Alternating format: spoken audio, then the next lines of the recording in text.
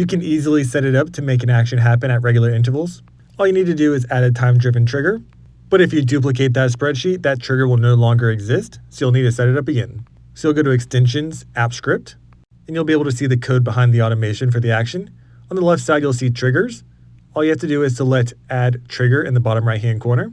You'll confirm which action to run, and under Select Event Source, you'll put Time Driven, and select the interval you want. So let's say you want to do it once per day, you'll do Day Timer, and then you can select the time range that you want it to occur. And once you hit Save, it'll ask you to authorize that app script trigger, and you can follow these steps to do so. All this is saying is you're allowing the code to make edits on your behalf, and it's needed because Google has not vetted this code yet. Once it's authorized, you can hit Save, and then you'll see the trigger appear on the trigger list. You can have multiple triggers set up at once if you want to.